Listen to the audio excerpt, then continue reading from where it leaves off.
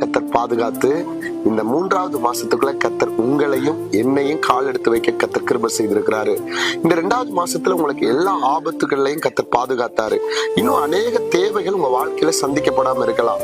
2 மாசம் வரை நான் காத்து இருந்துட்டேன். ஒருவேளை ஆண்டவர் இந்த 3வது மாசத்துலயாவது என்னுடைய எல்லா தேவைகளையும் கத்தர் சந்திப்பாரா? கற்பத்தின் கனியை ஆசீர்வதிப்பாரா? கடன் பிரச்சனையை மாற்றி போடுவாரா?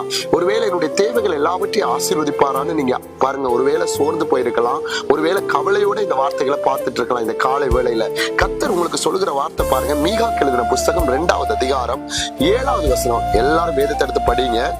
யாக்கோப்பு வம்சம் என்று பெயர் பெற்றவர்களே, கர்த்தரின் ஆவி குறுகி இருக்கிறதோ, அவருடைய கிரியைகள் இவ்வளவுதானோ, செம்மையாய் நடக்கிறவனுக்கு என் வார்த்தைகள் நன்மை செய்யாதோ.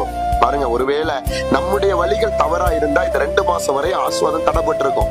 நம்ம ஆண்டவருடைய சமுத்திர காத்திருக்க தவறி இருந்தா, ஒருவேளை நம்ம நம்பிக்கை இல்லாம இருந்தா, ஒருவேளை விசுவாசம் இல்லாம இருந்தா கூட நம்மளுக்கு பாருங்க எல்லா ஆசீர்வாதங்களும் தடைப்பட்டு இருக்கும். ஆனா கர்த்தர் சொல்றாரு பாருங்க, யாக்கோபு எனும் வம்சம் பெயர் பெற்றவர்களே. நம்ம அவருடைய பாருங்க யாக்கோபினுடைய குடும்பம், இஸ்ரவேலுடைய குடும்பம். அவர் உங்களை பாருங்க, அவர் நினைச்சிருக்கிறாரு, அவர் உள்ளங்கையில வரைஞ்சிருக்கிறாரு. பாருங்க, அவருடைய ஆவி குறுகி போயிருச்சோ பாருங்க. அவர் ஒருவேளை பாருங்க அற்புதங்கள் அன்னைக்கு மட்டும் தான் செய்தாரு, இன்னைக்கு அவர் செய்யலையோ.